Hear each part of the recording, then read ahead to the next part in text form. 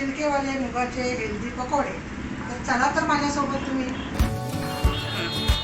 हे 4 तास भिजवलेले चिलकेवाले मूग, अद्रक किसलेला आहे, कोथिंबीर, कांदा, हिरवी मिरची, लाल तिखट, धना जिरा पावडर, हळद आणि चवीनुसार मीठ. आता ही डाळ आपण वाटून घेऊया. प्रथम हे भिजवलेले मूग आहे ते आता आपण वाटून घेऊया. आणि पेस्ट नाही करायची आपल्याला, घरट ठेवायची. आणि पाणी बिलकुल नाही घालायचं. ही अशी पेस्ट झाली पाहिजे, एकदम बारीक नाही. ही कोथिंबीर टाकायची, कांदा, मिरची हिरवी, अद्रक, हळद चवीनुसार, म्हणजे आपल्याला पाहिजे तेवढी. मसाला मिरच्या घातल्यात मी, पण थोडा मला मसाला, आमच्या घरामध्ये मुलांना तिखटच आवडतं.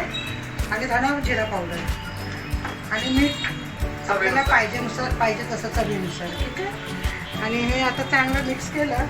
त्याच्यात पाणी मी बिलकुल वापरलेलं नाही आहे,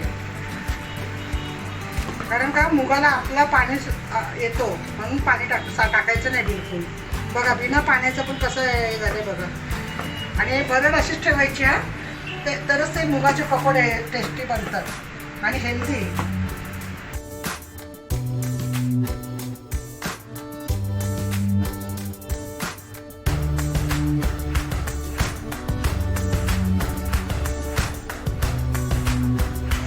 हे क्रिस्पी होईपर्यंत जरा हे करायचे, कलर चेंज होईपर्यंत. बघा तुम्ही बघत असाल, हे बघा थोडे आहे कच्चे.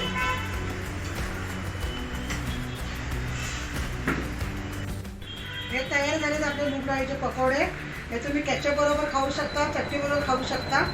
आणि नक्की ट्राय करा घरी. ही माझी रेसिपी कशी झाली सांगा.